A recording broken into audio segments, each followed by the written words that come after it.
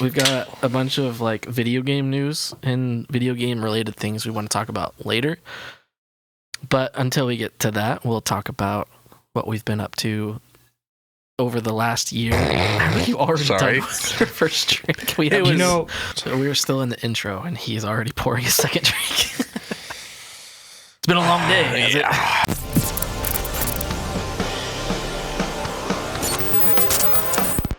Welcome to Among the Noise podcast. It has been since June of last year. Yeah. June. And a couple minutes. Pretty sure that last time we were like, oh, we're going to start doing this a little more often again. And we're going to say it again. We're going to say it again. So a lot has happened since last time we were on this podcast. I got married. I think that did happen before. Right? You said June? Yeah, I got married in like June 27th. Yeah. Huh. Congratulations. Yeah. I could have sworn it was like right before we had that last podcast. Yeah, I don't know. My memory doesn't work. But maybe you were just talking about it happening or something. Yeah. Probably.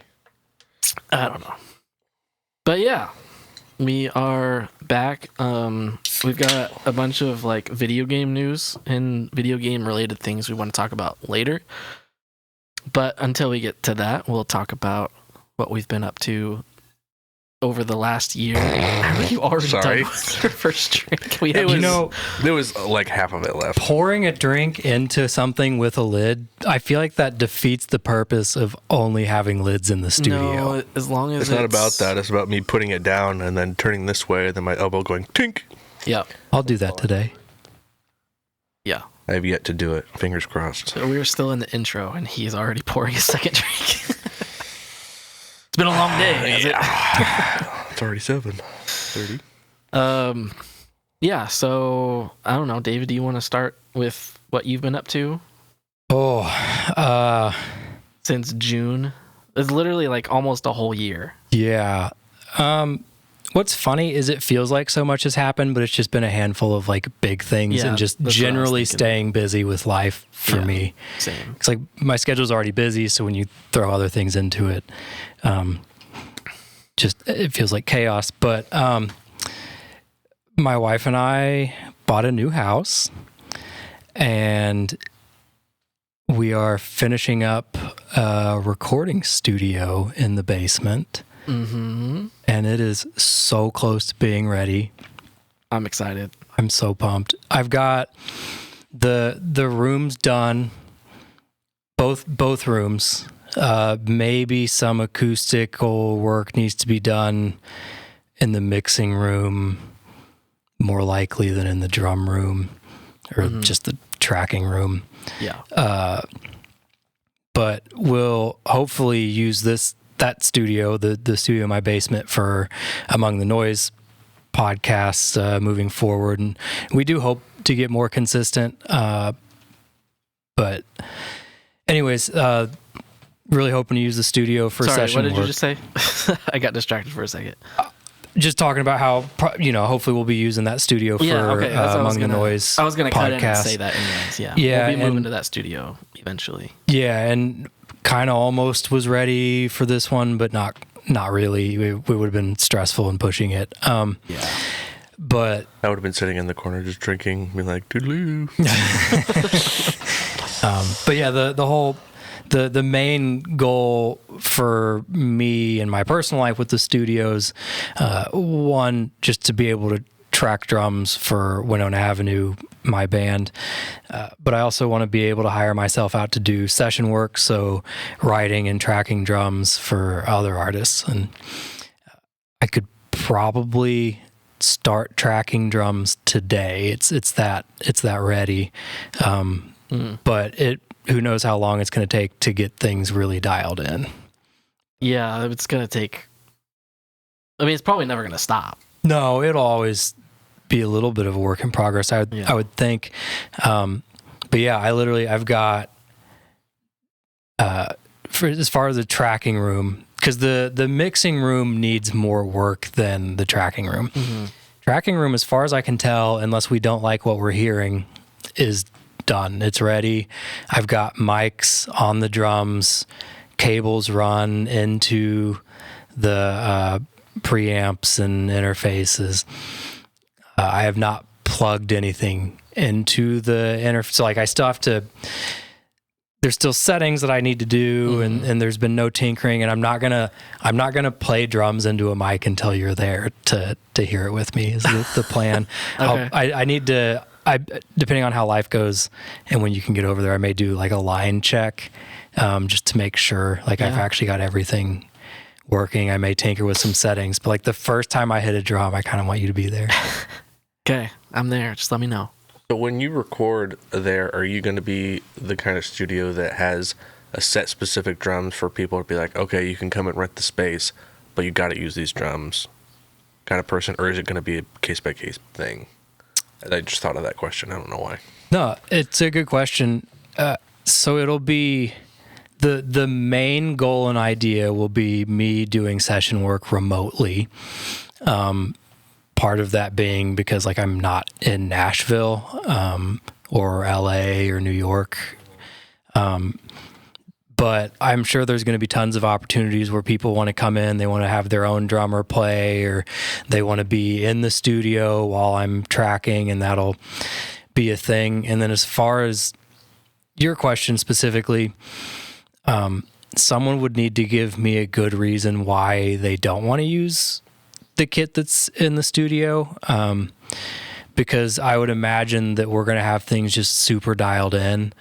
Obviously, if someone has a nice snare that they want to, they have a specific sound in mind and they want to use their snare, Or they want to add or like their cymbals that you don't have. Yeah, but as far as like kick and toms, I have basically, I mean, it's one of the best kits to record on. It's like you'd have to have a reason, and then it's going to be dialed into the room and the system and the preamps, and then everything's going to be dialed in. So it's like you'd have to give me a good reason. Yeah. To tear it all down. Yeah. And have to like dial it in again. And there's space to set up another kit in there. Yeah.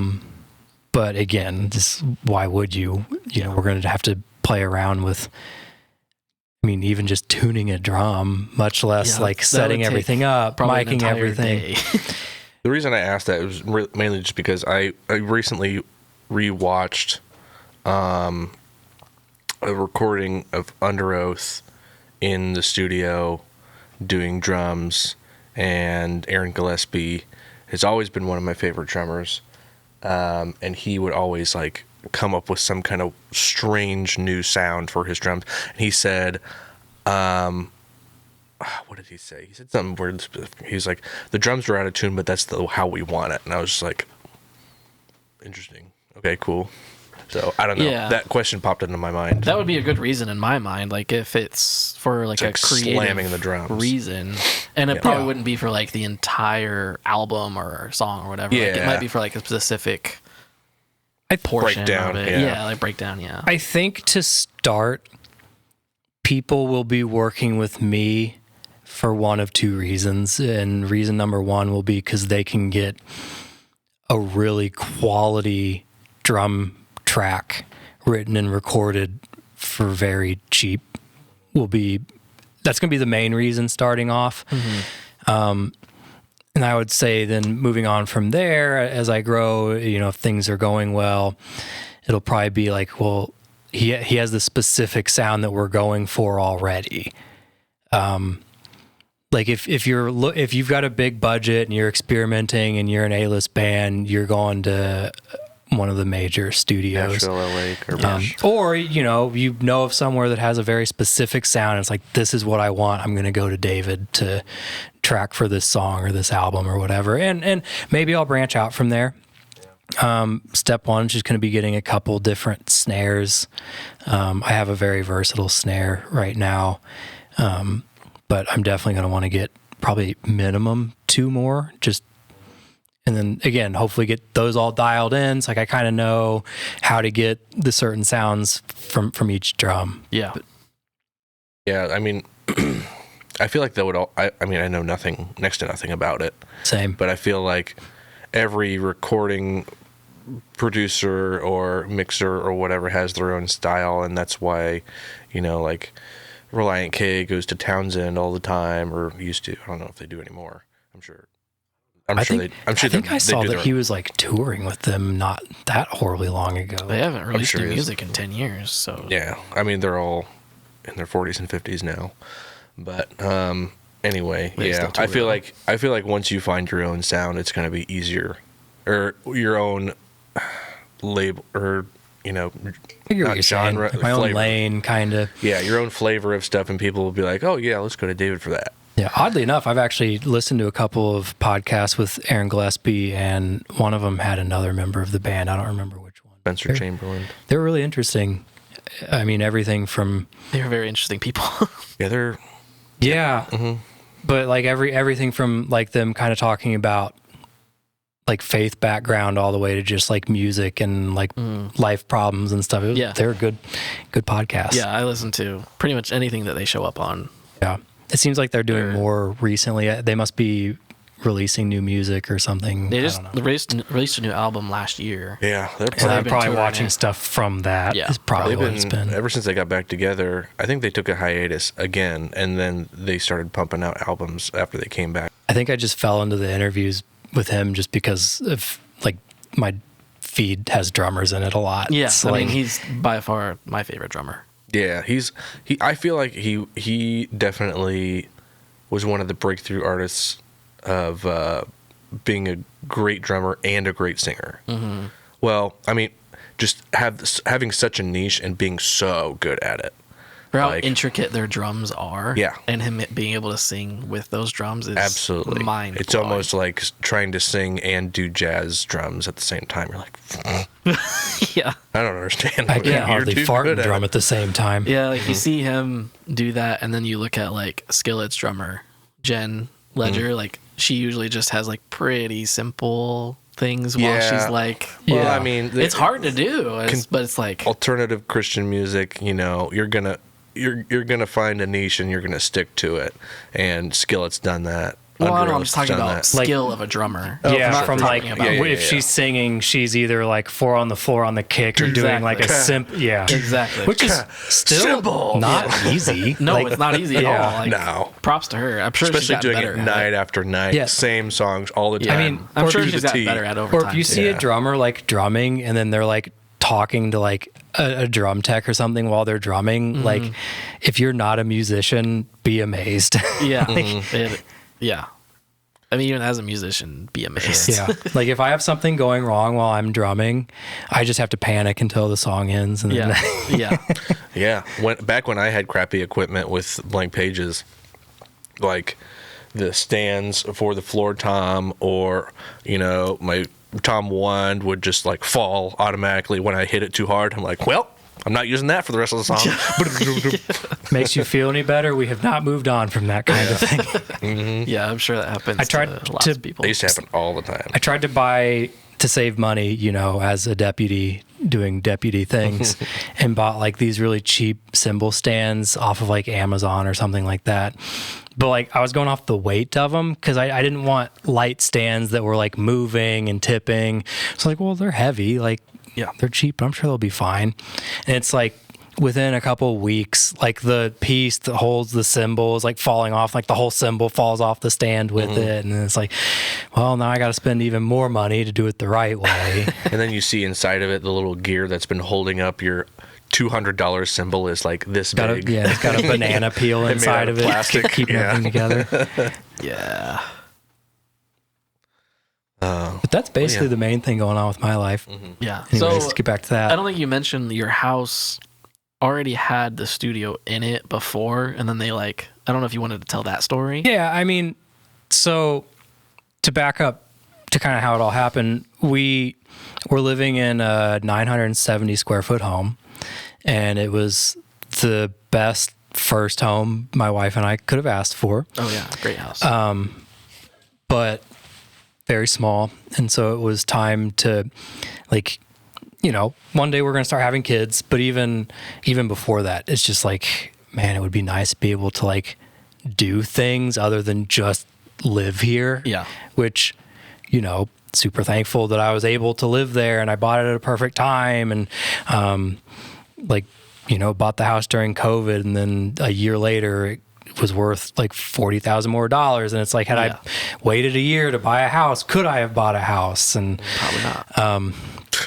So It's rough out there right now. yeah, it's crazy. But so we were starting to think about getting a new home, and we weren't seriously looking yet, but Natalie, it's like midnight, and Natalie was just looking on Zillow for fun, and she walks into my little office at the time. She's like, David, you have to look at this house.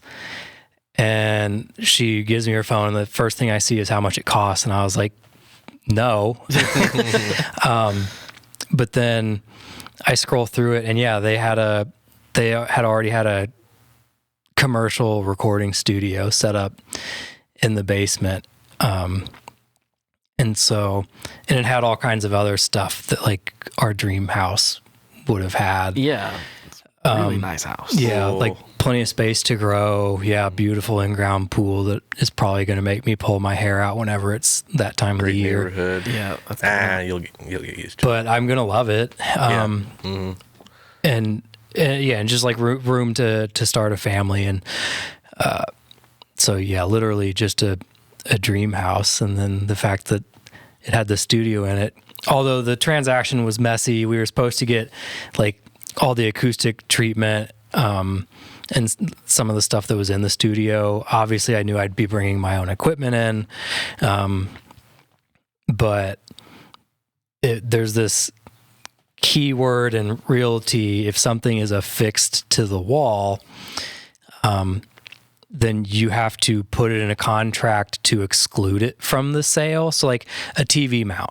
Mm-hmm. So a good example, I told my realtor when we listed our home, actually I told him before, which is why I was like, hey, like everything should be fine. Just exclude our TV mount. Like I'm going to take that to the new house. Yeah. But I told him before we had listed or something. Anyways, he forgot to do that.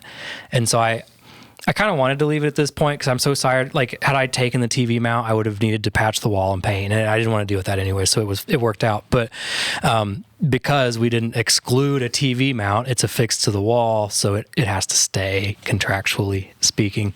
Yeah. And so we had asked the people, like, the acoustic treatment is that affixed to the wall? Because they had mentioned like they were probably down to leave it, and the person selling the home was the realtor. And to be fair, I think there was a little bit of a language barrier, but she said, yeah, it's affixed to the wall. It'll stay with the house. And so we should have included it in the contract anyways. Right. But so like, we just were like, okay, cool. And so like, it was going to come with the house. And then, So you're under that assumption. yeah, but then once things were signed and everything was ready to go, they're like, we're actually going to take these. And so we did our final walkthrough, and like all the panels are gone. They ripped drywall out of the wall, trying to get them off the walls. So there's like holes everywhere. Cool. And none of the repairs to the home either got done correctly. And it's like, we recently had to like repair a roof leak that was already supposed to be repaired. And like, yeah, you were saying, I think it was last month when we were there last playing cards or whatever, like there's like 3 lines on your carpet. And like I pointed it out, I was just like, "Oh, like what happened there?" And Natalie was like, "Don't talk about it." And I was like, "Okay." Sweetie. Yeah, like they scratched some of the hardwood floors, and when they're moving out, which like things happen. But and then like they stained the carpets, which I ended up getting that out. I spent like hours and hours with a carpet cleaner trying to get that done. But so it's been a beautiful nightmare. Yeah. No, it's really been awesome, but it's just been a lot of work. So all of the big got to get this fixed immediately stuff done for the most part is taken care of. There's some little things, but I'm pumped. Great house. Couldn't have happened to a better family. Hopefully things will stay there indefinitely and you guys become the party house, and we don't have to come to Bradford's apartment anymore. This is perfect for get-togethers. I love your apartment, but probably about the same distance, isn't it? for now. No, I didn't mean distance. I was Just I was cool. being a In My dick. the apartment's summer, just lame. got a I was being a pool. jerk. Yep.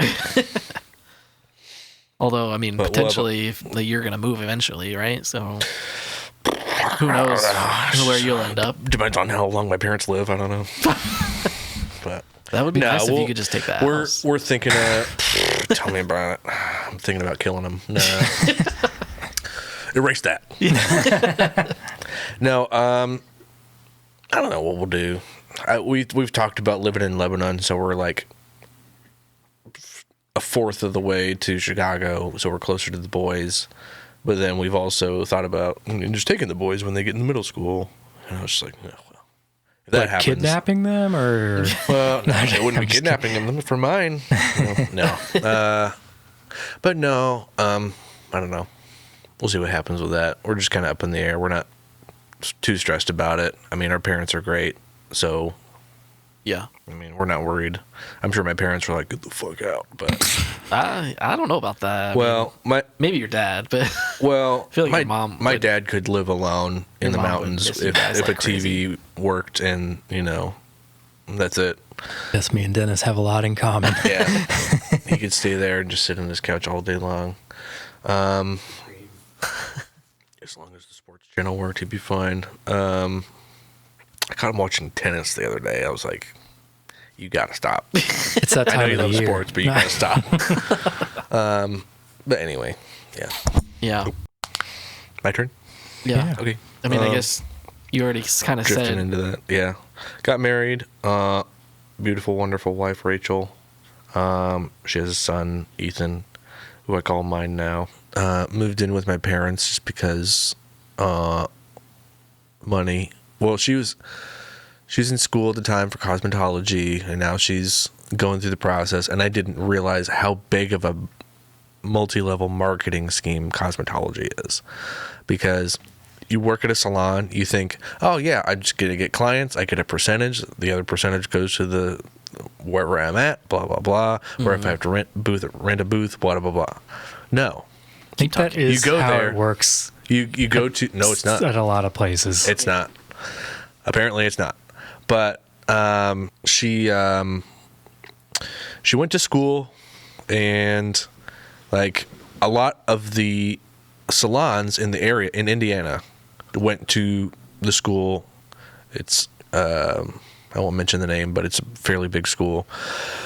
But they go to the school and they're like, come to our salon, blah, blah, blah. We offer this, and blah, blah, blah, blah, blah. But a lot of the salons would say you have to be an apprentice. Even though you went to school, got your degree, you have to be an apprentice, whatever, for 3 to 6 months. audio. Some said a year and a half for $10 an hour. No way. And then... It's more than you get for an audio engineering intern. For sure. But... It is also crazy that like you have to get so much more training to like deal with someone's like hair or something versus like a police officer or like, don't get me started on like ICE agent, but like, Yeah. it's like, but then for hair, Yeah. like, Yeah. But- anyway, and not that you shouldn't have to like train and go to school to do people's hair, but like, I mean, does well, feel like once you're done with school, you should be able to just start getting clients if you Yeah. want. For sure. Yeah. But the thing is like, nowadays, like with doing hair, you have to dye your hair, and then people want it a certain way, especially with social media, like hairstyles come and go really quick, and like doing them a certain way. She's constantly on her phone looking at new hairstyles and like how to do them and what chemicals to use, and like, because you can like kill people with the chemicals that people use to dye their hair and Or just stuff make like them go screw up bald. their just like, hair. give them like 3rd-degree burns and like shave Yeah. off all their hair accidentally. But anyway, she's been doing that. She's been doing great, and she's been loving that. And I'm gonna get my CDL here soon. Finally, that I have time to be able to do that. And it will make good money for a minute, and then maybe get a down payment for the house, whatever house we decide to get. Other than that, just been working and playing video games with Brad. Mm-hmm. And loving that.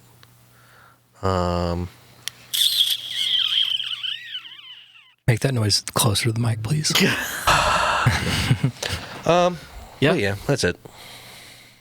Some Things have happened. Well, a lot of things have happened. Well, I shouldn't say that. Big things have happened. Uh-huh. I won't get into details about a lot of my personal stuff, but in terms of... But you killed a man. No, it involved love and heartbreak. The typical things. Fuck them. But... They suck. Except for my wife, she rules. In It's safe. October, I released a new song. And it was the quickest I've ever written, recorded, and like mixed and released a song in like 2 weeks. And so that was kind of nice and fun. And Probably therapeutic. a little therapeutic. Yeah. Probably do that to yourself more often. You'll have a whole album. Yeah, I had already started a bunch, and so now I'm back in the problem where you start too many things at once, and you get like paralyzed of like, what do I work on now? So I just need to like focus on. I feel like that happens to you more than anybody else because you have 13 different hobbies going on at once, and you're good at all of them, but you're like, what do I want to progress on? Yeah, well, like I sit down and I'm like, I need to work on something today. Yeah. I'll just go play video games. Yeah. But then it's like, oh, what video game do I play? Yeah. I'll just play Call of Duty. Yeah. No. Well, it's tough when you do like even just like a normal full-time job. Like you get done with that at the end of the day, and it's like, yeah.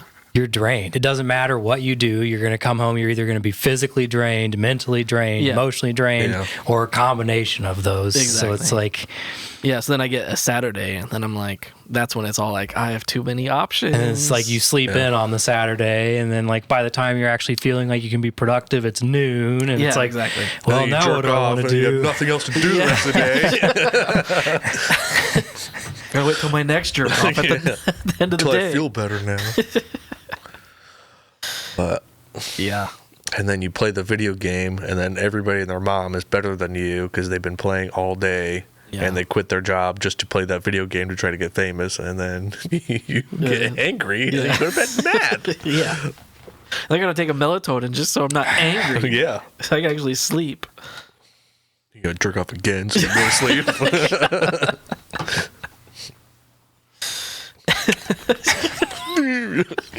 Got a second. I hate my life. But no, I do have a couple of other songs in the works. I know a guy with a recording studio that's getting ready to open. Yeah, actually, that is one of the factors What do you that mean? made me kind of like hold off a little bit, because I do want to maybe like start working on them in the studio. Yeah, because I would love to. I need drum projects, so I have something. Like I need to have like I'm not thinking of the right word, but like a library of music that I've done. Yeah, catalog. Catalog that that is the word I was looking for. Yeah. Thank you. So the ultimate goal is to make another album, and I want to include the last two songs that I've released on it. They're kind of like the singles of the album, I guess. But I might end up like re-recording the drums. Oh, So yeah. we'll already have two fully written songs that we can re-record drums on. Maybe might end up being the first thing that happens in that studio. Might as well. Yeah. See what happens with Let's go tonight. But no, there's a couple of songs that I have, like song ideas that I have that I want to like workshop in the studio with you. I feel like that would be fun. Be awesome. And maybe even get like more people in on it. Yeah. I would love to work on more collaborative projects. I think it would be fun. It's something I've not done a lot of outside of like collaboratively with like me and Daniel, which is good and fine, but like there's other, there's other people and groups and minds and Yeah. I think it would be definitely good for you guys to, especially, you and Daniel have been thinking about, for so long, what would be good for the band so that people would like this and what's catchy right now. Quitting. You can just start. Well, I was just gonna say you could write music that you want to make, and music that you could take your time on and enjoy making. And when you hear the final product, you're like, wow, I feel satisfied with this. Not just let's. You're hitting one of the. There's a few things going on, but like the nail on the head with one of my things, and it's like I want to make music fun again. Mm-hmm. Not that it's not. You should make that into a hat. Fun. Make it red. Yeah, That'd go great. Yeah. Yeah, I'm gonna just stay away from politics. But not that it hasn't been fun. There's been fun moments, but like we are. Make it feel like less of a job. Yeah, we're running a business that loses money all the time. So like that's not always fun. Yeah. But and I'm somewhat exaggerating, but I just and then I can see a way to be able to make money having fun with the music too. Not that I'm trying to do it for the money or try to get rich, but man, would it be great to be able to make even just a super modest living off of just music and not have to have the day job get in the way of what I love and what I'm passionate about. Make an extra about. $20,000 a year so you could take a week's vacation or something like that. That'd be pretty. Or even just if I can make, $5 and make my wife get a third job. No, but like, I mean, literally, like if I could make $20,000 a year off the studio and just barely supplement other like gig work for, to help make sure I'm making ends meet and taking care of my family, then that'd be awesome. And if I could do even more than that, obviously that's a massive win. But I just, again, I think one of the main goals is just to have fun playing drums. And this is my first time as an adult, really as a serious musician and drummer, that I've had a place to even practice drums. Mm-hmm. Like I've not had a place where, like at my old house, I had a garage and I had like the silent stroke heads and cymbals or whatever they're called. And like, they just don't feel the same. They sound bad. Mm-hmm. And then like, I still was self-conscious cause like, I know that you can still hear that through the garage door. And so then like, that's on my mind. Well, I need to be like focusing on music. And now like, I can literally just go down there and jam. And I've barely done that yet. I've been mostly focused on just getting everything up and running, but I haven't felt secure practicing drums since being at the church that we grew up at. Yeah. And just being in the sanctuary and just crashing on those drums and like nobody bothering you for like 4 hours. It's like you go in there like 8 p.m. and like there's, no one's coming until tomorrow morning. Got the keys and got the password to the alarm. And everything's fine. The only people who can hear you are the drug dealers on the corner. Yeah. That's the dream. But usually the gunshots drown out the drums. Yep. Sorry, derailed you. No, it was actually something I was thinking about earlier today is just, I feel like you guys have really locked in on the business side of the band since you guys kind of rebranded into Winona Avenue. And I could kind of feel that like joy kind of being sucked, not out of, like not that you guys are meaning to, but I think it's just the nature of grinding. Grinding. I don't want to dive in too deep, but I do think that in some ways, to put it in like really simple, dumbed down terms, is like we've been taking things a little too seriously and too businessy. Yeah. But I mean, you have to do some of that. And we've got strategies and ideas. Life's been getting in the way right now. We're kind of on like an unannounced hiatus at the moment. like we're still working on things behind the scenes, but like we're taking a break from shows. It's been forever since we've released new music, and we've been saying that new music's right around the corner for a while now, and it's like, well, life keeps happening, and so business things keep happening. Yeah. I don't know if you want to get into any of that, but that's a big factor of, you make progress on all this stuff, and then you hit roadblocks. I mean, it's just natural. Yeah.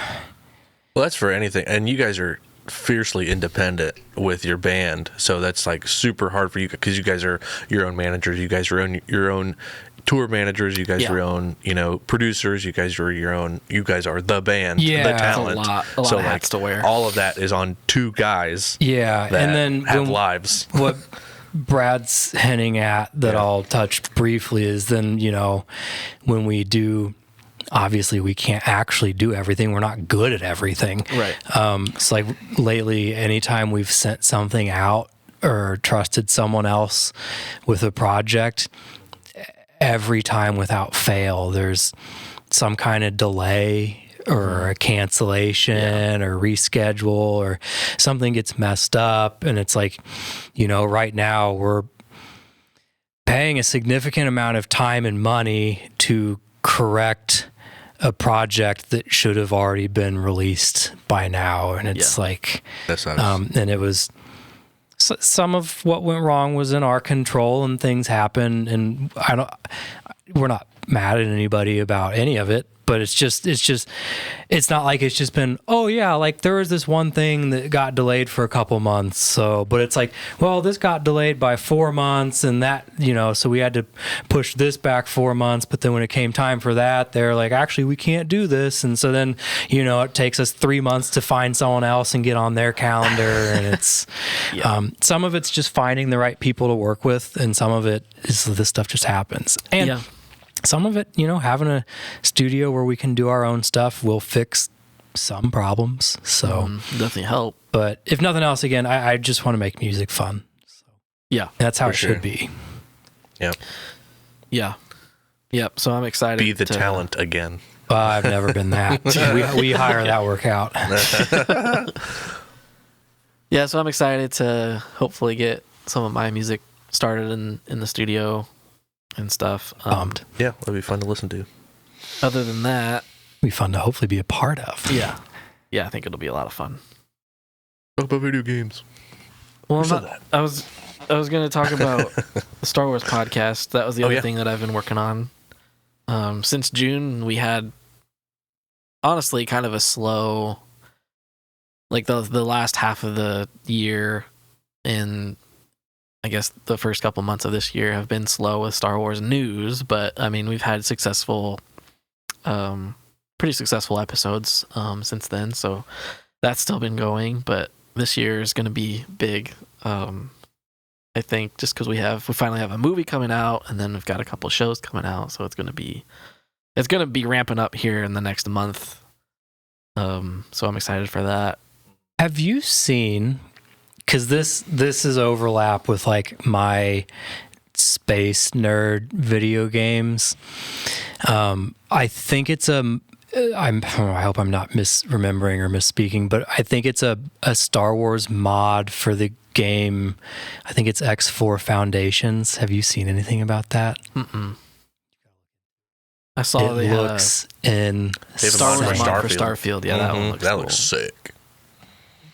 So I haven't even heard of that game. X4 Foundations. It's a single player game that's similar to Elite Dangerous, Star Citizen, No Man's Sky kind of games. Is it on PC? Yeah. And it's a really in-depth space sim game, and there's like different factions, and but they have someone did a mod and they put in just, it's all Star Wars. They put in all Star Wars factions, ships. Is it just ships? It's everything. It's a really in-depth game that I've never played, but if I ever have a lot of free time, I might try it, unless like Star Citizen releases before like 2040. But like it's Okay. more than Okay. just this combat. Like you can build up entire fleets and factions and affect economies. Sick. That's like But one thing I want to do. yeah, it looks insane. It looks cool. It looks like something I would not enjoy, but I it think looks cool. I think there's a massive learning curve for Yeah. the game. Although I think like one of their recent updates did help solve some confusing UI That's issues cool and that you stuff. can like But go around in the ships and stuff. yeah. Then you just sit down and pilot. Yeah, and I don't know that much about the game, but I was like, I feel like you need to at least be aware of it. Yeah, I had no idea. Visually, I've it never even looks heard of this. stunning. It looks great. Yeah, it looks great. And it's old. Yeah, of course, X4 is an old game, I think. Again, I guess I shouldn't speak too much because I'm not real knowledgeable about it, but Let's go it's back to literally the right start up my page. alley. The only thing I wish it had was, even if it was like collaborative multiplayer, like if it had any kind of multiplayer, 2018. I would already be playing it. Yeah, it's fairly old, but still cool. Yeah, I mean, that is really cool. Yeah, you have to look into it more. I'm probably not doing a good job of explaining what it is, but if you're into like space sim type of games, I know, But the audience might be. and Star Wars, that game's probably kind of a dream come mean, true that- for a if it lot of was- people. If a Star Wars game came out like that, I would definitely check it out because it's Star Wars. So Yeah. like a mod like that would make it more intriguing to me. But I've heard that it's the mod's super well done, and it's Yeah. basically just like its own game. huh? Looks like an open world Jedi Starfighter ish. Yeah, essentially, yes. Cool. Cool. Tight. It's on sale. $12. Ooh. What about the mod though? Oh, the mod would have to be free. Hopefully. Or it's illegal. Legally. Yeah, I was supposed to say. I don't know. But no, I've seen the Starfield one, and I That looks want awesome. to try that because I mean that's an open world game. Yeah, I with haven't on heard about that planets. one yet. I'll have to look into that one. I haven't looks even played it flawless. yet. I heard enough like negative feedback that I was busy and I loved it. just didn't get into it. And again, loved it. I really like games like that are multiplayer because I want to play those types of games with friends. I think that's what makes the games better. Whatever happened to that one silly game that we were going to play? Yeah, there was that game called Jump Space that we talked about literally I've on the seen last things episode about of this it. podcast. Yeah. They changed the name, I think, But but it's out. I'll have to look Is into it- what's I out think- there. Is it on console? Yeah, I think so. Forget what they call it now. Just look for what happened to Jump Space or something. Oh, it was Jump Ship. Now it's called Jump Space. Oh, okay. Funny is like I'll look at it when I get home. can't remember that much about it. Like I do kind of keep up with like that niche genre, but I can't. So like Yeah. I know of games. Like when I look into it, I'm like, oh yeah. We talked about it on the last podcast. Yeah. We showed. I've been gameplay waiting of for it to something to happen with that. It came out. I'm thinking, I right, just they've don't had already- think we. I On mean, it. they stopped playing video games with us. For sure. I haven't For played sure, it. for sure. I've maybe played a video game last couple months. But again, I told you before we started the podcast, life's getting slowly back to normal. So, And once you stop getting caught up in your home projects, yeah. figure something out. Yeah, there's going to be projects going on in that house for a very, very long time. But the ones that it's like, this has to get done ASAP, we're mostly caught up on. Sick. You can officially become the party house. Yeah, it'd be nice. No, it's a perfect place for get-togethers. And Literally everything. I'd like to have as Purely. much of like just an open door policy as like As me and appropriate. Natalie careful are with that. comfortable with. The Charles family had that and it got Yeah. abused. Yeah, I am aware. I think a few families went through that. But Yeah. A few families yeah. technically had open door because it just wasn't locked. Mostly because of one particular person who will remain nameless. I barged into your house a few times too. So But you were probably invited. But at least a there text probably a at least a couple text times. went out being like, hey, I'm coming Probably. over. Yeah, probably. Rather than just being like, hey, what's for dinner? yeah. But yeah, no, I do like As we're seated for dinner. yeah. Like heads already bowed and praying. Yeah. Honestly, yeah. But no, I do. I just want people to be able to come over and chill. And even if it's not like, because what's kind of nice about the house is like people can come over, swim, watch TV. And like, I don't even have to like entertain people. The house can entertain people there. Yeah. You'll have to get like a code lock though. I've already got one. Oh, good. Yeah, There you it go. came with one. That So. it is. And the code is, no. 6969. Nailed it. It's actually 6'7". 6'7". I almost came over yesterday. I almost texted you before I came over, but I got my hair cut down there. So I was going to be like, hey, I'm nearby. Are you here? It would have been like at like 4 o'clock. It's I would have been like just getting home if I'm thinking right. Yeah. It was early enough in the day where I was like, he's probably Yeah. there. I always didn't forget bother. you're on the opposite side of town now rather than where you were. Yeah. Because when I told you that the interstate was messed up today, I was like, oh yeah, it's coming from that. I was like, oh, never mind. It looked like that there was side of still town anymore. tons of traffic headed south. Yeah. But I hit some, but it wasn't horrible. Yeah. Yeah, Anyway. it sucks that you're so far away, but on the other hand, like It could be worse. it could be a lot worse, yeah. It's a good area, so like I like Oh yeah. I love going down to Greenwood. About traffic, it's It's not 30, that bad. 35 minutes. Yeah. Very thankful you don't live by the mall. Yeah. Because that's where my wife's parents live, and it's getting worse. It's getting so much worse. Yeah. But anyway, Isn't everywhere. Life sucks. No. hey man, Yeah. calls it like I sees it. All right. You want to get into some quick news? Nope. Sure. I mean, yes. We can just kind of speed through some of these topics. There's just some big stuff happening, like even just in the start of 2026. I mean, we're only in March, and I feel like a lot of big things have happened. It happens every day now, and it's wild. Yeah. So there's a few things I want to talk about.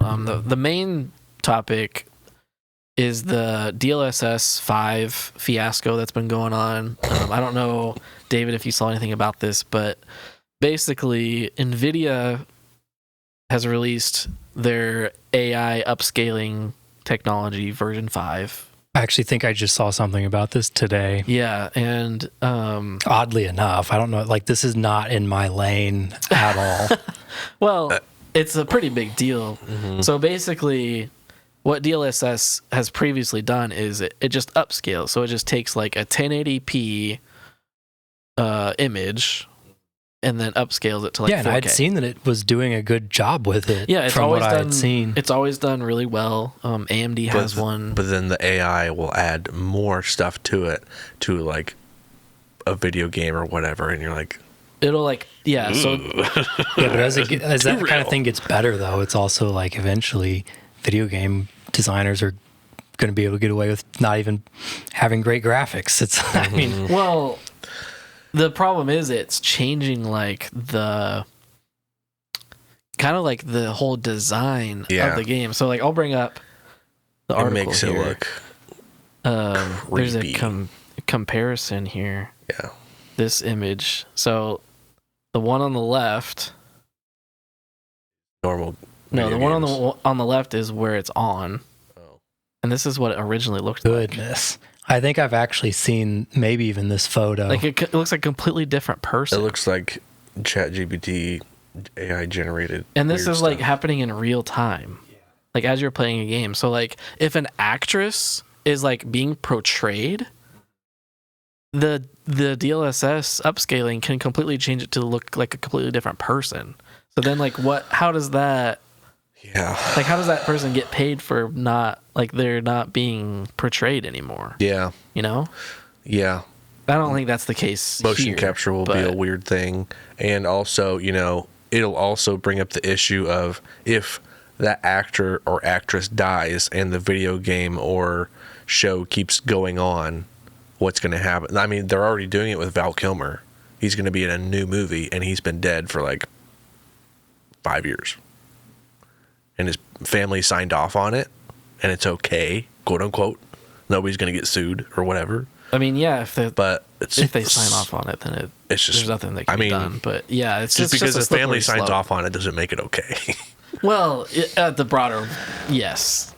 Just because you're not going to get sued doesn't mean it's morally fine to agree. keep Yes. I get what you're saying. Yeah, I thought you meant from a legal standpoint. But yes, no, I get what you're saying. Yeah. It's like just very strange. Because, like, I think, who was it? Dave Chappelle said it in one of his stand ups. He's just like, it's very weird being an actor and being a comedian or something and signing off on a deal because you say Dave Chappelle's name will be used in perpetuity throughout the universe, whatever. And like it says in other universes, it says that in a very weird legalistic jargon that it'll say that, and it's like, I might be doing stand up for the next million years or whatever, just in a AI generated platform, and like still making money for my family that just lives on for generations. Yeah, I mean. An example of that is James Earl Jones signed his off to Disney to be used for Darth Vader forever. Yep. Which is like kind of cool in a way because it's like an iconic character and like it'd be cool to like keep hearing his voice and different things going. But it's also it's cool for us and very strange. It's very strange because I mean it could probably generate income for his family for future generations, but it also puts a stopping point to anybody who wants to do something like that in the future. Like there's so many good impersonators out there. Yeah. And AI can do so many really cool things, but it can be so incredibly harmful. Mm-hmm. Yeah. So, but that's because they could pull up a generation of a living person who did not sign off on it, and I could of me or something, and I could be like, that's me. Portraying a Nazi in a Nazi video game. I don't appreciate that because everybody thinks I'm doing that. I mean that is what made me nervous ever since we first had this whole AI thing we've talked about on this podcast when it first came out. And what has made me nervous is doing this podcast, my voice can be trained, the AI can be trained on my voice during these podcasts that I make to then say things. I have video, they can make a video of me saying things. Not that I'm a public figure to where that would matter. No. But if someone hates me enough. Sure. Well, it's almost unavoidable. You'd have to pretty much stay off the internet. Mm-hmm. Yes or and no. Or be off your phone all the time and, because I mean, they already do that now. I could say Target 100 times and then look on Facebook and I'd see a bunch of Target ads. Yeah, but that's a completely different thing. But I mean, somebody could hack into my phone, and I just mean someone making it basically like a deep fake. Yeah, well, and it's going to make it so difficult. I mean, even if you look at politics, in politics, it's going to be so much easier for people to just lie because it's going to get so good where someone can do something and then be like, that wasn't me. Or someone else can make an AI video, and it could, obviously it's not just politics, but that's a good politics example. It doesn't even matter anyways. No, but they can do the worst thing possible.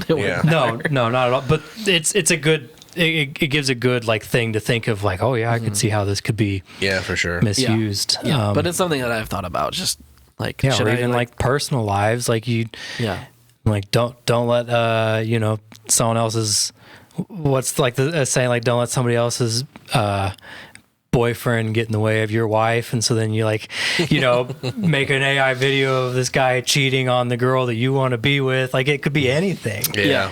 And then not to mention just all the jobs that are going to be lost to AI over time if there aren't regulations put around it. And there's the corporate America is already kind of freaking out about that right now. I mean, it's already implemented in my life. Being a truck driver, they put a AI camera in our trucks, all trucks across our entire company, that watches us all day long, watches our eye movement. Yeah, and it'll talk to you. What we're doing. Jacob, please put your pants on. Yeah, stop jerking off while you're driving, please.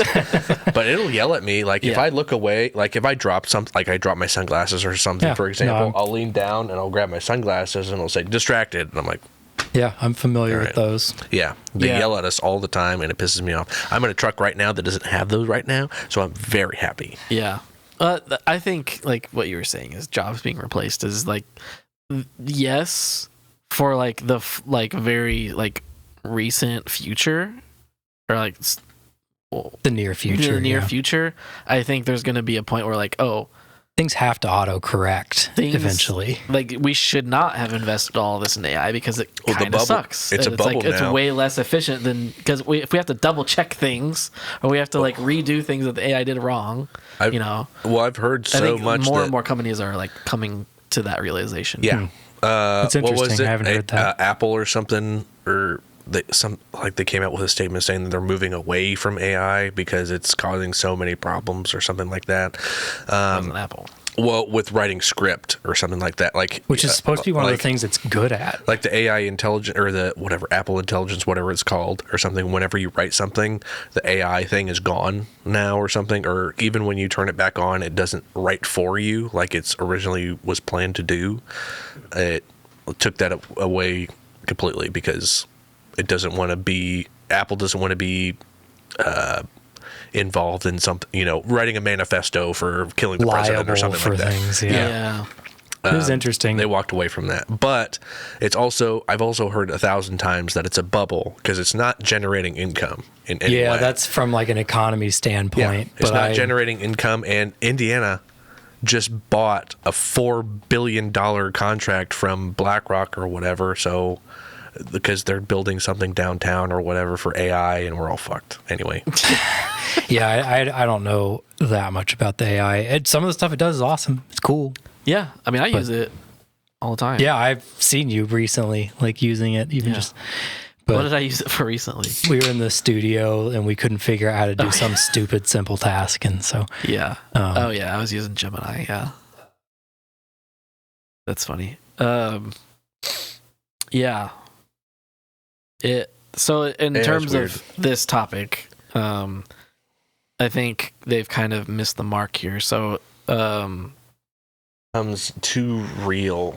Well, it's not just that. I think the problem is so much that they're just changing the entire design of the game. Yeah. So a lot of companies are now like severing their ties with NVIDIA and being like, "Hey, we don't agree with you changing, like we're okay with you like upscaling, but like you're not upscaling anymore. You're now changing what it looks like." Well, that's like we were just talking about, like you can't do paid mods because that's illegal. You can't charge someone to do a mod for a game, and like how's that type of upscaling any different than a mod, like modding a game? Yeah, it's almost copyright infringement. Well, so it even seems like it's in a weird legal gray area in some ways.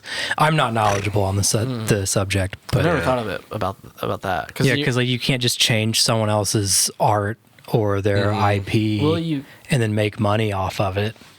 You can't Are with they permission, making money but off of it, though? I don't know. I mean, it's just their GPU. Like they make money off the GPU sale, but you have to enable DLSS.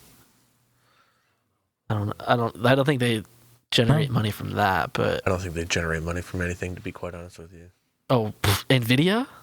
I saw something NVIDIA with their cards, richest company in the world right now. I saw something recently that it might have just been like a random news article that didn't actually have any real substance or truth behind it, but something about like Google just released was it like a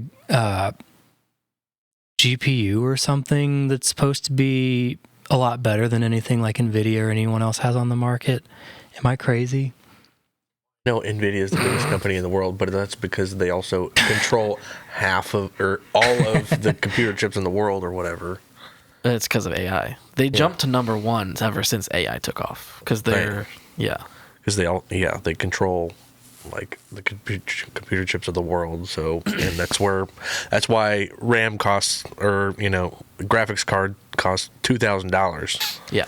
But that's what I was just saying, and again, I have no idea if there's any truth to it, but like Google came out with some sort of GPU, something that's supposed to bring costs down because it's competitive with the other ones, but at a cheaper I don't know. I didn't read it. Made out of grass. Because Google doesn't make GPUs. Well, that's what I don't know that much about it, and I may be misremembering what it was. It may have been, could have been AI. Well, that's why I was like, I don't know if there was even any truth to it. Yeah. I didn't even I just saw like the headline or whatever. Mm-hmm. I think they're doing too much too quickly. Well, I think what they're doing is not upscaling anymore. That's not upscaling. It's too not what they're changing it's just it. too Like instead of like, because DLSS used to be like literally just upscaling like a smaller image to a bigger image, like adding pixels in an intelligent way. Adding pixels, like I forget which one it was, but there was one that they were talking about in some news interview or whatever, and they kept going back and forth, and it was like an old lady or something like that, and she had basic wrinkles or whatever, and then they put the AI on it, and she had like 1,000 wrinkles. And she's like, I was like, okay, too much. It reminds me of That's like just not. it's the opposite of an artist making like a caricature of somebody, but instead it's like starting as a caricature and then the AI is making it into like a real person. Yeah, exactly. That's a like, good "Kill example. me!" That's a good example. Yeah. So yeah, I think just making it a real person, be like, existence. I think it's definitely going too far. All of that. Still cool though. Like It's cool tech, Yeah. and like if they just made it like they marketed it in a different way, like leave DLSS like as upscaling, and then like have this as like a different feature if you wanted it. Like I don't know if anyone that would want that, but Make it like repaint or like reimagine. like even in what was it? Metal Gear Delta, they give you an option for quality or whatever, quality graphics or frame rate or something like that. So that could be an option in the put future like of doing sliders on it, like well, like true to original slider, like or AI slop version. even in Halo remastered or what, the Master Chief version or whatever, you could click a button on it and it would go to the original graphics, and then you click so another cool. button and you go to the new graphics. Yeah, that which was is fun. cool. I would always snap back and forth That like a million kind of times. blows my mind that they could do that. have one slider where like it just turns everyone into like a character that looks like me, Make every character look like me. Make every woman with huge tits. Yeah. Anyways, I'll get in that. There's this one reel or whatever where people what was it? It was like VR or something, VR Star Wars or something like that, and then like all the clone troopers got together. They're like, "All right, man, General Grievous is in the next room. Let's go get him." And then you see General Grievous looking at a droid with like just huge tits, and he's like just staring down at him, and all the clone troopers are like, "Look at this guy." I've seen that. That's so funny. Stupid. Okay. Anyways, next topic. Xbox CEO Phil Spencer retires, and new CEO steps in, and she's from the AI division, which definitely made everyone kind of uncomfortable. Yeah, because Microsoft is throwing in AI in every literal thing that they could find that they make in any way possible, and firing a bunch of people. And so since then, though, she's kind of been kind of chill. She completely dismantled the whole "this is an Xbox" campaign, which I don't know if you guys remember, but Loosely familiar with it. Yeah. we talked about it on the last podcast, or maybe the one before, where they are just like trying to make they're trying to make everything an Xbox. We're like, oh, you can just play Xbox on your TV through cloud streaming, or, Right. or on your phone with a controller, or on a fridge. Like they even made that joke. They're like, you can even play on this Samsung fridge. So is she focusing now on consoles? She got rid of that ad campaign, and then they announced the new Xbox. Okay. Did you not see that? Mm-mm. It's called Project Scarlet, so it's not like they haven't announced the actual name yet. It's just called Project Scarlet now, but they said it's going to be a hybrid Xbox and PC console, and they're promising to have external storefronts, which implies that they're going to have Steam on it. Oh. Didn't I see that it won't have like you won't be able to just put a new GPU in it and stuff like that though? Well, no. Yeah. Well, It's not a PC. That's just- yeah. It's not a custom built PC. No, I know, but like it's not like customizable. It is literally, it is a No. console. It yeah, just has it's under right. warranty. It's under warranty, so It's you just can't a like break it apart. And make your slightly own different thing. operating system is kind of what it seems like Well, to they've me. already been developing this, like stripped down Windows, like Xbox operating system hybrid thing since they released that handheld. Yeah. So I think it's probably just gonna run that. But I think they're trying to have their cake and eat it too, where like they know they have the PC, like the Windows PC market, but like they're losing it to Steam. Like all of the game sales are on Steam. Yeah. They're not seeing any of that money. And so they want that, but I think what a lot of people don't realize is like Steam, like Valve hasn't signed on to this.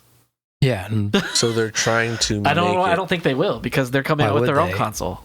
yeah. So they're Which is trying kind to of the make it so that you can make it Steam compatible, but Steam is like, Well, yeah, because Steam's Well, we don't making know a that yet. similar, isn't it supposed to also be like a PC, but it Yeah. has like a console operating system? Yeah, it'll have Steam OS like the Steam. Which that deck has. sounds. sounds sick. I was about to say the thing that would be most enticing for me would be like a custom PC build. But essentially, I guess let me back up. It's literally just a console operating system that you can switch back and forth to on anything. Yeah. So you don't have to be like, well, it's time to get the next new console, or what? Because I love the convenience of console gaming, but there are a lot of restrictions to it. Yeah. You have in like a an sense. 8-year time, or not even 8 years now. It's probably like a 5-year time window with your console. And then they're like, here's the next one. It costs $1,200. And you're like, oh. And then with cross When does that ever happen? Well, not literally $1,200, but like Consoles are a so thousand. cheap. yeah, No, they compared to they PC. are. Well, compared to PCs, but still, like $800 is $800 fucking dollars. But always been PC gives you $500. more options. Where have you been looking? It's always been $500. The Series X? Yeah. Until No. they rose the price like the last couple months because of the RAM shortage. Yeah, that's what I'm saying. It's going to go up. It's always been $500 until now. What were you saying? I don't remember. I don't know things. Yeah. But Neither does he, apparently. yeah, no, but Fuck off. um, Well, the PS5 is now $600 something Yeah, I dollars just now. traced it yesterday. oh yeah, I was gonna say with like cross-platform gaming too. Like you don't really have a reason to like pick one console over the other. So if you have the budget for PC and like that's going to give you the best gaming experience, and there's an operating system that you can just click on that's just like a console. Yeah, I mean, that's my biggest holdback from using a PC is like, I don't want to troubleshoot my gaming console. I don't either, and I don't want to It happens troubleshoot every game. time I give it a chance. Yeah, I well, have a gaming laptop over there, and I'm probably gonna sell it because every time I freaking try to play a game, there's something that goes on. yeah, and every game you have to spend a day Yeah, Updating figuring it. out how does this Yeah. work best on my specific PC or whatever. yeah. And then I'll just go downstairs and turn on my PlayStation, and Yeah, it's no. immediately working. I don't want that. And then play I'm Call of fine Duty. with like a fader where it's like, can you run high quality? Sure. Or like high, middle, low. But like, Yeah. like outside of that, I just want to turn on a game and play it. Yeah, exactly. That's why I've always been a proponent for console gaming. I mean, I always have, but it would be cool to see a hybrid like that where it's like it knows what like hardware it's running because it's like a proprietary like console. But then you can also get options if you want them. But like you can just turn it Like on the and play. low end setting, will always work on the like. I Yeah. think in the future it would be awesome is if, you get whatever console box or whatever and you just install it into your TV or your computer or whatever, and then on a monthly prescription basis or whatever, you're like, okay, I want this box to only play Steam games. and then next month I want to play Xbox games because there's a new Xbox game coming out, and then the next time it's, next year I'm only playing PlayStation games or something like that, and you just have one thing and it just keeps updating over and over again, and then they're like, all right, you got to go to the fucking store and grab this little thing and plug it into your thing, and now you have better graphics. Sounds like a nightmare. That just sounds like cloud streaming at this point. Well, this sounds like a much more complicated version of what me and Brad were just trying to explain. well, I'm saying, No, I get what you're saying. Yeah, just have it gives like blockbuster vibes, but I kind of like it for sure. But I mean, not even to do that for games, but just sit at home and I guess you could stream it, but cancel your subscription to Xbox and then only play Steam games, and then you pay to be able to use Steam games on your thing, just like being able to use any subscription service that you have on your TV. Just being I don't want to pay for Paramount anymore. I want to pay for That's what I'm HBO. saying. It sounds like it'd probably just be a streaming thing. You just stream your games. I think that'll be the future, honestly.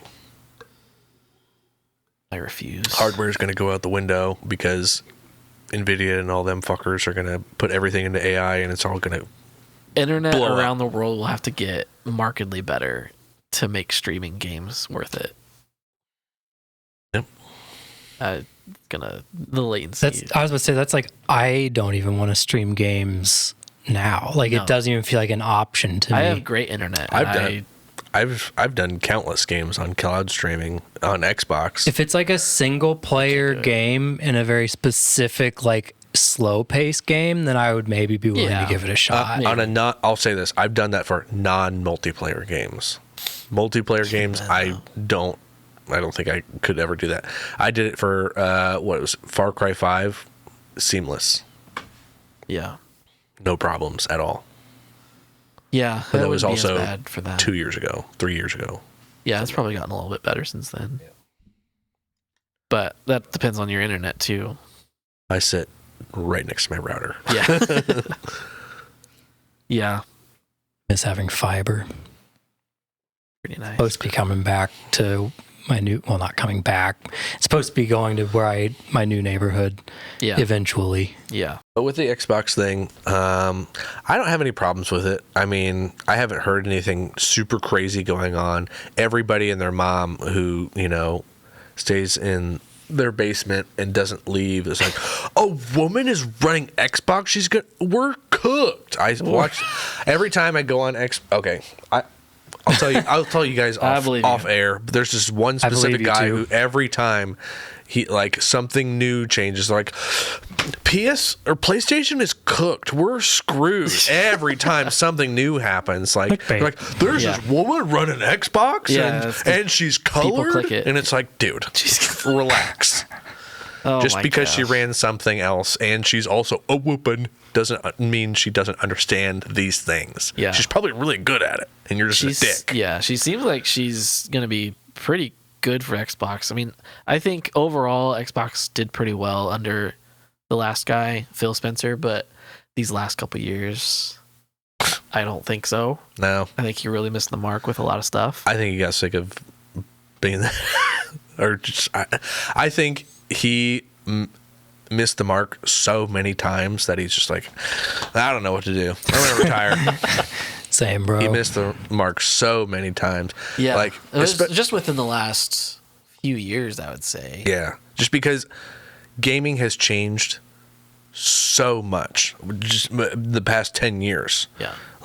So much. Multiplayer, single player, people who've been introduced with all the to gaming. stuff. Yeah, different gaming styles, different genres of gaming. It's no longer just gun and ball games, and it's just it's also fantasy games. It's also massive multiplayer. It's also fantasy. It's also open world. It's also blah blah blah blah blah blah blah. Constant updating. But I think he's just biggest out of touch. problems. I think that it was a good thing at first, but then it kind of evolved into something bad. Was he started publishing all Xbox games on PlayStation. Mm-hmm. Okay, so why do I have an Xbox now? Because PlayStation has all these great exclusives that I want to play, and now I can also play Xbox games. They gave up Halo. So that's why we switched to PlayStation, because I mean, Xbox is pretty much useless now. Like, why do I have that? I just gave my Xbox to my kids. Yeah. I mean, they love it, but like, I love Xbox. I mean, we were on Xbox for so long. yeah, I still prefer that controller. I still prefer the UI of their operating system. But so many more varieties of games, and like the graphics quality alone is just night and day. And I wouldn't say that, but for me, it is. Well, you were on the Series S. That's true. And like, I don't know, just PlayStation just feels like they have a mission and their shit together. Yeah. And Xbox has always just been all over the place. Like, do we want to do this? Like, games with gold was gone. And then they changed it, and then they upped their prices for less things to be able to access. Yeah. And it's like, Game all Pass. right, well, $30 a month. Yeah, I'm paying $30 a month for the same thing that I used to have 5 years ago for $5 a month. Canceled mine. Yeah. Yeah. For like, not that great of a library of games either. No, the games are garbage. Well, they're not garbage, but like, a lot of them are single player. So like, once you play them, you're done. Yeah, they're all single player and all games that we've played before. But I can't say that also for PlayStation. I've also looked in their open, like their full category of games that you can download, and it's like, is my sister really cute and should I bang her for? And it's like, excuse me, what is this game about? And put that one on my list. But no, you'll see those kind of games on PlayStation. The third one, but I haven't played the fourth one yet. You'll see those kind of games, but the original but on Xbox, was the best. Xbox, it's more like, who's even heard of this game, and like, who's playing this, and it just doesn't seem like they add enough. To it. There's still games on there from when I first bought my, Xbox One. I feel like there's more on PlayStation and more things that you would want to have. Mm-hmm. Like, we've already played multiple that were on there, like Skull and Bones and it was fun. Golf and a couple other things. There's easily more games, and the same games that we were playing on Xbox that were fun are on PlayStation. Yeah. Like Golf with Friends, for example. Yeah. We were playing that the other day with Quentin. It was fun. Yeah. Anyway. Yeah, I'd say the only thing left that they don't have on there is the Master Chief Collection. It's coming. And it's probably coming, yeah. It's coming. I think they already released Gears of War or whatever. And what else? I think Halo's coming. They're going to release it soon. Yeah. But whatever. So anyways, a little disappointed in Xbox lately, but it seems like they might be turning around soon under this new leadership. We'll see. Yeah, hopefully they have a new vision for what they want to be. Yeah. Next topic, we'll go through these really quick. So that Crimson Desert game launched. Looks sick. Yeah. A couple weeks ago, or maybe it was last week. Overall, it's been getting like pretty good reviews, but one of the biggest hurdles that it has had apparently is the controls are awful, which is just kind of wild to me. Like, how can a game come out nowadays where like it doesn't have like the typical like control scheme that every game has had for the last that'll ruin a years. game. Yeah, like I would not play a game because of that. Yeah, absolutely. I feel like that can happen because I feel like, especially we play a lot of gun games where we're like, all right, it's gotta be specific to the Call of Duty that we've been playing for 1,000 years. What do you mean left stick up is shoot? Yeah, exactly. And it's gotta be that. Otherwise people are like, this is garbage. But if you go back in time, like if you play like an old game like on an emulator or something, you'll see that like back then, like before Call of Duty or before Halo, like games did do like weird. My first 007. Yeah, I was just gonna say that 007 GoldenEye playing on the original controller, impossible. Awful. So hard. My first FPS game I ever played, and I mean, it may not have been the first one I ever played, but first one I played a decent amount was Time Splitters on GameCube, and it inverted controls by default. Yeah. It's like you had to look down to shoot up, look up. Yeah, what in the world? For some reason in me, I appreciate that because like even out. Arc Raiders, even Arc Raiders, when I've been, me and Brad at least have been hammering Arc Raiders for so long, ever since it came out. The controls are still embedded in me when I play even Call of Duty. Oh yeah. When I play Call of Duty, I'll jump off a high place in Call of Duty and I'll spam press circle Yeah. and try to roll over and not get damaged, and I'm like, Yeah. well, I'm dead. Well, I just died. splattered on the ground. Exactly. Yeah.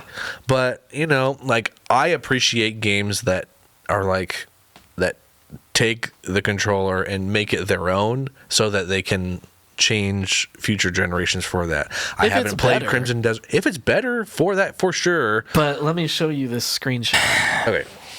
This is the kind of stuff I'm talking about. This is to do like one action that they ask you to do. I don't like it. Yeah, they have this focus mode that you have to do. You have to do that for so many things. You have to I feel go like focus mode is a strictly trigger button or L3, R3 thing. You have to press L1, bring up the reticle. So then you're like aiming while you're doing this, and then- you press X then- to enter focus mode. So now you're like aiming this thing. I just want to see somebody doing this on their L2. controller and their hands are like, yeah, like So then R3 L3. and square, which is on the same hand. To You're pay using, respects. You're using the same. Yeah, this is a meme, by the way. This is not actually the game. This is for the meme for pay respects to Call of Duty. From Call of Duty, yeah. Yeah, but like this is the kind of stuff that it would ask you to do in Crimson Dawn. to pay Apparently, respects. I mean, I get that. It's mean, like- I for sure understand why people would get mad at that. But I mean, it's a different game. It's not Call of Duty. It's not No, I press don't think F that's to the pay problem. respects.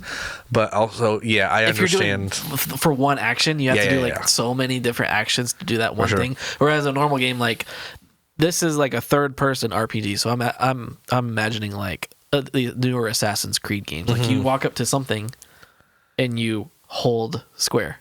Yeah, But hold for- square to run up the wall. But for And this then No, game, hold if- square to interact with it. Sure, That's all you're doing is interacting with it. But for this Or Arc game, Raiders. if Yeah. you want to jump, it's like putting in a cheat code like back in like the Yeah. early 2000s where Yeah. it's like left, up, down, Yeah. right, A, Yeah. left, up, You have to A, memorize And that'll that get to you to talk to jump somebody. up once. Yeah. Yeah. But if for Crimson Desert, is that what it's called? Yeah, I think Okay. I've already said Crimson But, Dawn more than once, and that's a Star It'd be Wars so thing. funny Okay. just as a meme to make a game where controllers are like intentionally that bad. Oh, I'm sure it's that like to do exists. like the most simple task to What? win a game. Like hand you're doing- simulator. Hand simulator on Hand PC simulator. is so hard. You have to press keys to move your hands and hold things, Oh my and then gosh. throw a grenade or something. Yeah, So hard. I'm sure that game exists. But for a game like Crimson Desert that is supposed to be like open world, flawless, you running around and like killing people, interacting with everything in the game, you know, flying even, I feel like the controls definitely need to be seamless and effortless. Like, Yeah. I want to interact with this person. I need to press this button. I want to also jump up in the air and cut their throat. That should be just 2 extra buttons, And that's not like- 6. I've played Yeah. games that are built for PC where they're like you don't like there's literally not enough controls on a controller to like Yeah. do everything, but like they Yeah. still find ways to make things intuitive For sure. where it's like, you know, to do something you just have to hold hold X and look, hit left Yeah. on, but like it's still just a quick, Yeah. it's There's games Yeah. that are definitely built for PC, and then when it switches over to console, you're like, yeah, this is for PC. Like Kingdom Come, me and him talked about it very briefly, but like the fighting thing with it, you get a little rectile, like square, or I think it's like a star or something, and you can hold your sword in like different directions, and if you don't hold it in the right direction, they can block it, but if you hold it over here, they can't block it, and you're like, I'm just looking at this little star this whole time and seeing where their sword's at and trying to get my controller to go this way and then press this button, and you're like, well, fuck, I'm just dead. I just lost all my stuff. sounds fun. Yeah, it's annoying, but I mean, it's a great game, but fuck, is the fighting hard. Yeah.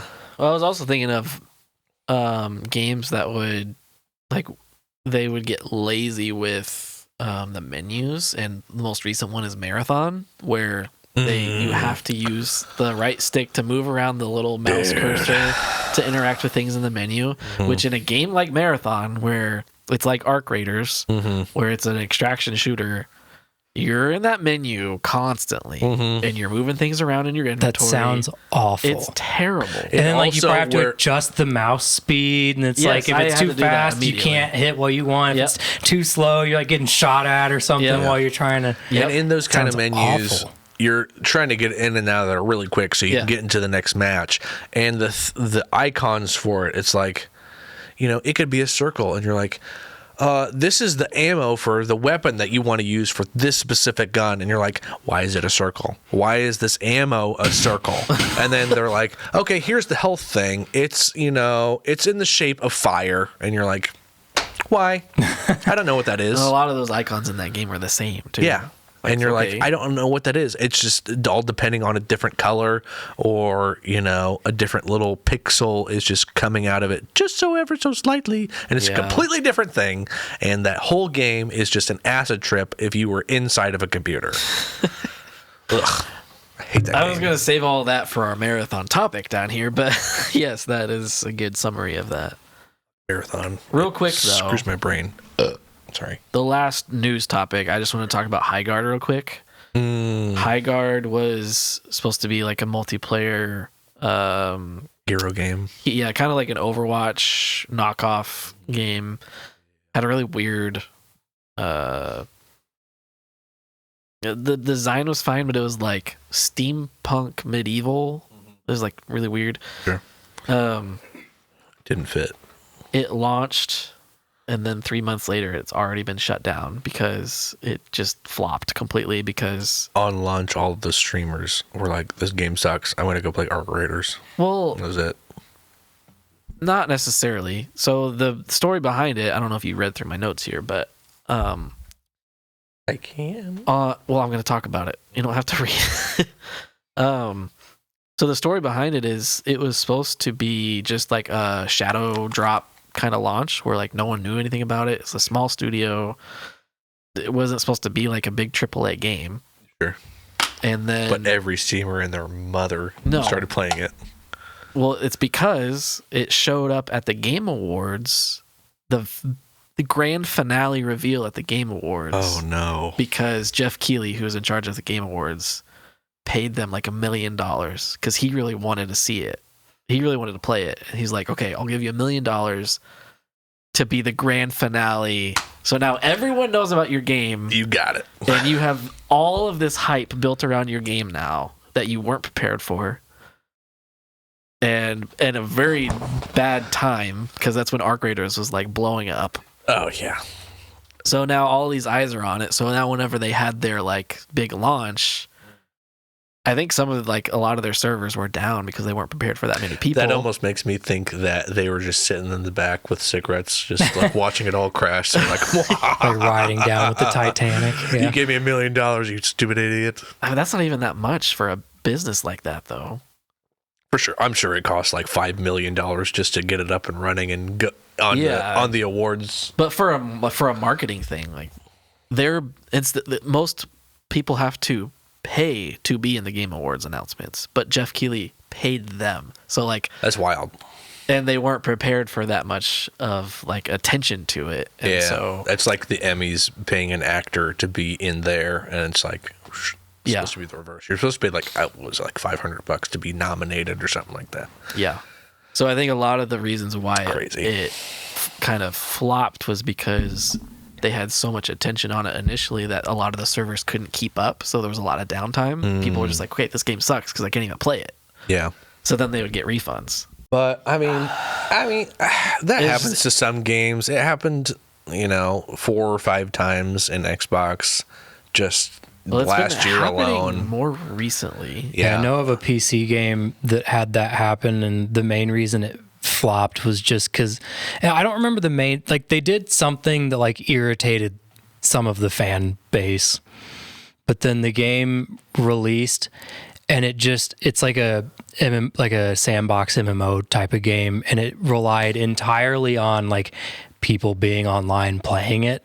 And so like people would get on and like there wasn't enough to do and there weren't as many people online as they had thought or hoped, and the game died off in a matter of like months. Yeah, that happens. That's happened more recently last year with like hero games. They try to do a lot of hero multiplayer games. The biggest one being was like Concord. If you don't know what a hero game is, like it's like one character will have a specific thing, like they're a tank. They're like big muscular dude. They'll run through, but they're really slow, so they can't like shoot their their energy out Kind of like quickly. Sort of like a version of like an RPG. Yeah. Or somebody's really quick and somebody's like, the main guy who's all around sort of good, and then the other one's that's really bad, whatever. Or the healer or something like that. Yeah. That's Yeah, they all usually have what different hero roles. games are. Yeah. A hero shooter, yeah. Those have been coming out like, Everyone's a trying lot. to make And a new one, yeah. sometimes, there was one that was like, they got not canceled, but like, they went down the shitter because they were too woke or whatever. It was all women or something. I forget what it was called. I don't remember that. But it was like they were all Everybody in women. here's trans or gay. Yeah, that's basically what it was. It was I don't like, even know if I'm gay now. yeah, gay panic. Hit the gay panic button. But no, it was something like that. It was like a social justice warrior game. I think that's literally what it was.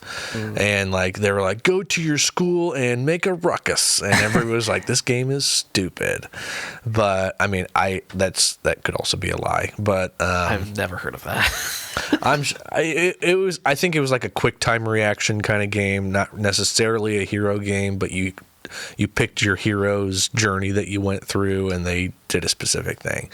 But anyway, The powers the are like biggest example was Concord. yeah, Concord. I was gonna say that. the Yeah, powers were like flamboyant and rambunctious. And, if you're too masculine, you die. sad boy. Yeah, so I just thought that was interesting to mention just because it was kind of another big Flop. moment. Yeah, like another big flop in the industry when it Which- could have been avoided because it was just going to shadow drop. It was going to be like a little game that like probably would have like had its own like niche community. Hype does that Like to a lot people- of games. Yeah. Like for people who did want to play Arc Raiders that wanted to do and not play Call of Duty, they wanted to play Highguard, or they wanted to play. Well, it's interesting because like with how Arc Raiders has blown up since it came out, which I think it's interesting that we talked about it on this podcast last time in June, We and were- I was like we were telling all you guys gonna play about it. it, and you're like, "Oh, that looks pretty cool." Yeah, and I downloaded it while we were playing Skull and Bones, Yeah. and you were like, "Yeah, I haven't played it yet," and I was like, "You know what? I'm kind of bored of Skull and Bones. I'm gonna go play Arc Raiders," and I was like, "Guys, Arc Raiders is awesome." Yeah. And then we became obsessed. Every day, every night, all the time, talking about it, minging about it, Dreaming while we were about with each other. In I the was room. dreaming about it. Yes. It was our life. Anyways, so I don't know. We need to wrap it up here, but What is stuff we've been playing? okay. So we already talked about Arc Raiders a little bit. Arc Raiders is awesome. Yeah, it's 10 out of 10. 10 out of 10 game But for it gets, sure. it gets old once you complete I stuff. say 9 out of 10 because this release cadence is not. The release cadence is not Not good. They've been coming out with too much arc, so it's too hard to do PvP and only focus on that, because you can go across the map and get obliterated by like 6 different, all the pops, all the comets and like Yeah, hornets and stuff. You just die from that. I It's wish they embarrassing. would add more maps more recently. Yeah, like yeah, we yeah, haven't yeah. gotten a new map since Stella, and that was like 2 weeks after The beginning. launch. Yeah. Like you would get that if you completed the missions, and then, or no, that was That was before. That was Blue Gate. Blue Gate you got once you completed all the missions. And Yeah. then Stella was like, "Oh, we got a new map coming. Here's the new map." And that was, like within the first couple of months or something like that. Yeah, it was within like the first month. Yeah. So we haven't gotten had anything. any new maps since then. Yeah. And that's what gets boring is like Yeah. the maps to me. And I think they're scrambling because they didn't think that the game was going to do as good as it did. because they're just random whatever Norwegian company or whatever. They're they are. fairly new, yeah. They're still figuring things out. They're like scrambling everything. A lot of them are developers that worked on Battlefield and Battlefront. You could tell, yeah. For sure. It's great. People that left those studios, so. But good game, 9 out of 10. Yeah, great game. I would say 9.5. Love to see more passionate game developers leave big studios that control them. It's happening. It's crazy how many games are coming out now that are made by exactly what you're talking about. Disgruntled old because some of them are so talented and so passionate, and they're just being held back. And if you can put enough of those guys together on a project, then you're going to end up with something really special. Yeah, honestly, like probably a handful of games on the looking forward to list I have here are made by developers of that could fit that description. Like especially Exodus is made by previous BioWare people who worked on Mass Effect and like Knights of the Old Republic and stuff. That'd be fun. And there's a Knights of the Old Republic reboot coming out. Yeah. But it's interesting with Exodus because it looks very much like Mass Effect, but it's like its own IP now, and it's made by people who made Mass Effect, who left EA. Yeah, who seem to be very confident that they can do something much better without EA. Exactly. Oh, and they all can. They're all so absolutely. incredibly talented. I mean, they're the ones that It's made just- Mass Effect what it was. Yeah.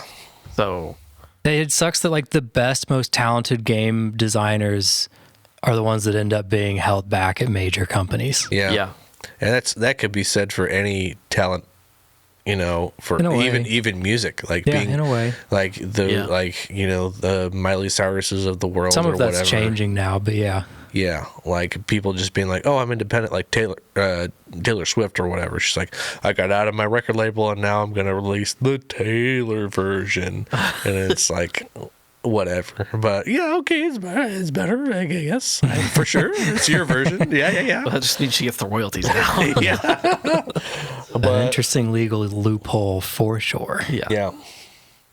But Marathon. I give it a 6.5. There was a thought before you left to go pee that I had about Marathon, and I don't remember what it was. It's goofy. But yeah, we tried it on the Server Slam day. It's not. Oh, I know what I was gonna say with the whole Highguard thing. It's like a game. The game's like release timeline can make or break a game because like if Marathon came out before Arc Raiders, Marathon would have crushed it. It probably would have crushed it. But I felt like it tried to be too hard of an extraction shooter, of a niche concept that came after Arc Raiders, where everybody was like, "Oh yeah, this is a great." Like, have you seen anything about Marathon? I don't think so. Okay, I would just like one shot. It looks like Call of Duty on an acid trip inside of a. If you put yourself inside of a computer motherboard and saw all the things in real time, that's what Marathon looks like. It's so trippy, yeah. It's like thousands of years in the future or whatever. It's like it's like an interesting concept, but it's just so unappealing and like what kind makes of this off-putting. Different from just any other FPS game. And it's an extraction shooter. So like, well, isn't like half of FPS you remember games DMZ, right now extraction or what shooters? was it called? No. What was that thing we called? DMZ. Yeah, you played that. Yeah, that's it's like that. It's like DMZ where you can keep all your stuff, but if you die, you lose all your stuff. But you It's still have a to extract to relatively keep all your new stuff, and genre. They are always like on PC and always like in early access. Blah blah blah. That's why Arc Raiders blew up, because it was finally a AAA extraction shooter on console with crossplay with PC. Where like before it was like Tarkov. I think you like and the I only just have one a on huge PC. problem with the art style. I hate it. The art style is goofy and too pixelated, too an AI. Even I don't care for an it that AI much, and I generated like. There's too much going on in the menu. An like, AI generated person that would suddenly come to life, like a T-1000 from fucking Terminator, would be like, "This game's great." Yeah. Like this is what the inside of their mind looks like. Yeah, exactly. But yeah, I had fun playing it, but I wouldn't buy it. Yeah, if it was free, I would definitely For sure. I'd give it a go. But I don't know. Like the story wasn't all that intriguing either. No, it was too confusing.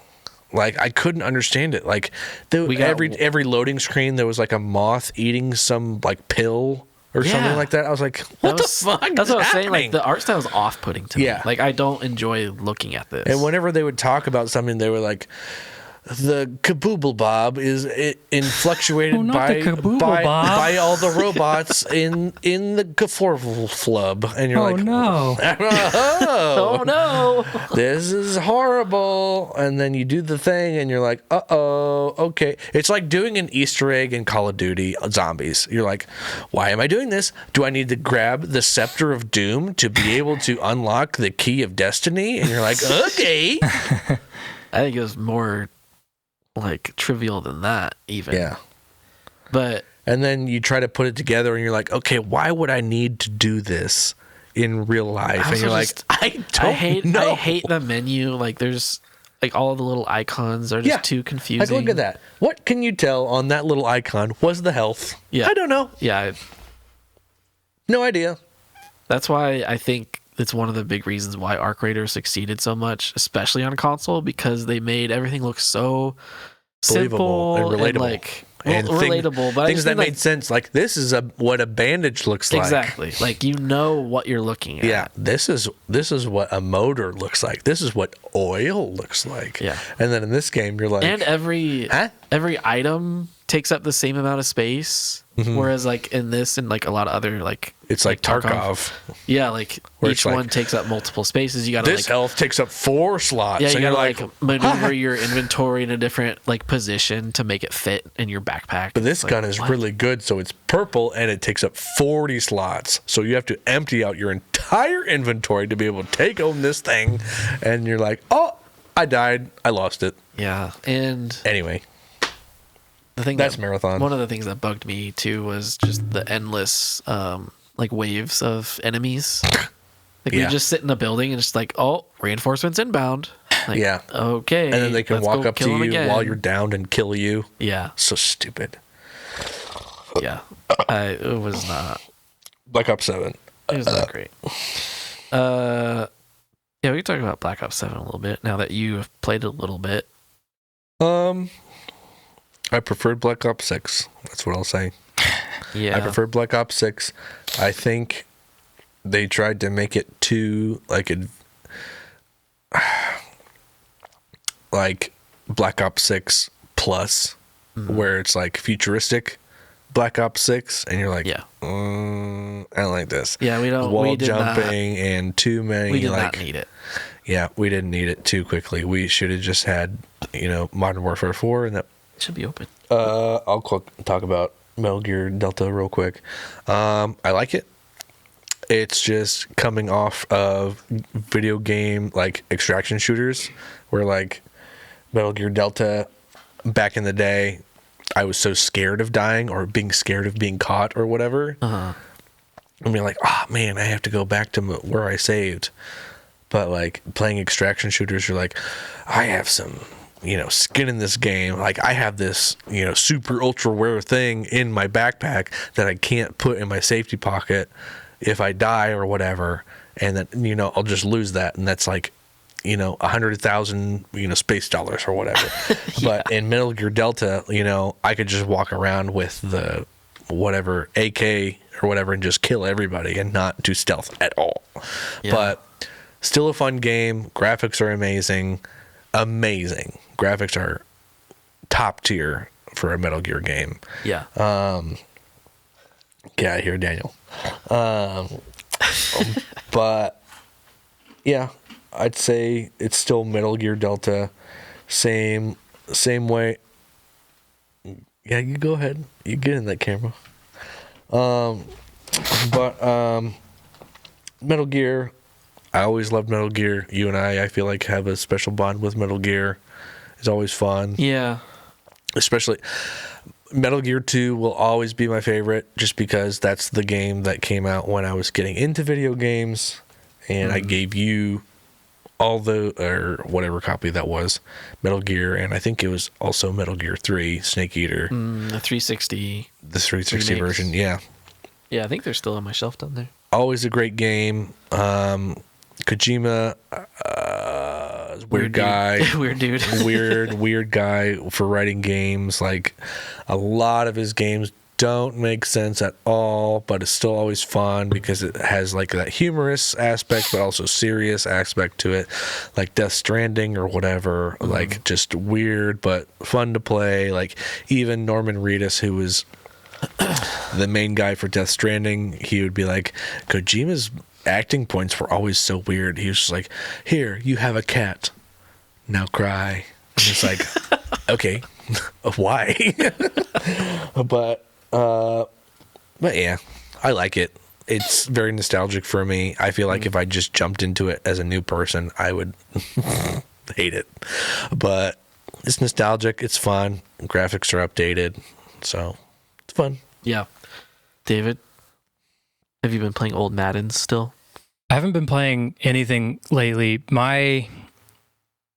I guess most recently, as far as actually playing, would be occasionally hopping online for 2K, and then the old like Xbox 360 version of the old Madden 25 that released in like 2014 has been kind of fun. I haven't played it in a little while. Why was it called 25? Because it was was the the 25th rendition of it. Anniversary or whatever. Not 2025. Those idiots. Yeah, well, yeah, and so now there's two Madden 25s, and That's like, hilarious. but it's just interesting how much better that one played, and it was, I think, the second, it was, I believe, the second game on a new engine that they were using. You said 2014?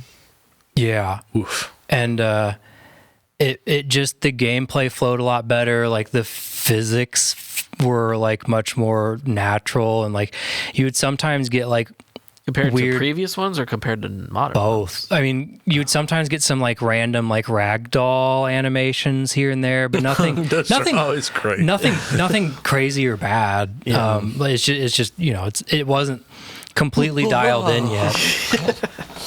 For sure.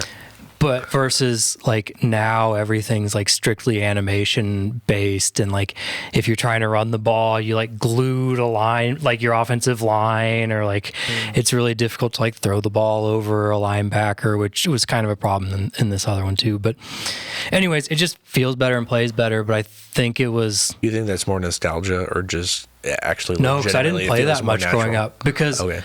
when I was younger, I would have probably viewed it as a not as good game because it didn't have some of the like super in-depth features and like franchise mode and stuff compared to, because I wasn't that far out from like the glory days of 2006, 2007, 2008. I mean, it's still a ways from that, but like, you know, at that time I just remembered like, well, hopefully one day this will get all these features back. Yeah. But then I'm trying to think of how it worked. I think that may have also been, now I may be misremembering here, but that may have been the first Madden also on the next gen Xbox One.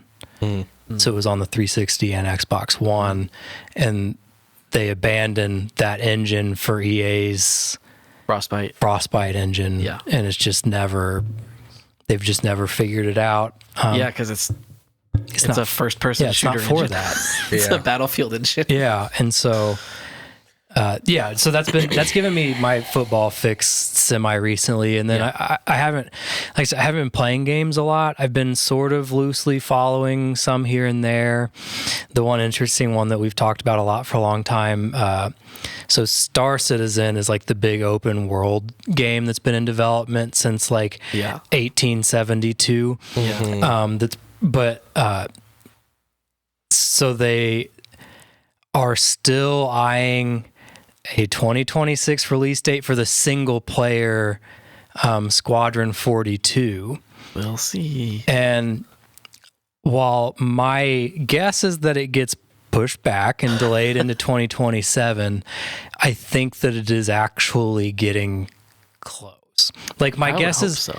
if I had to guess, if I just had to take a wild, mostly uneducated guess, they're going to wait until pretty late into 2026, give it a pretty, and then I think they'll announce an official release date that's going to be in like early or mid 2027. Yeah.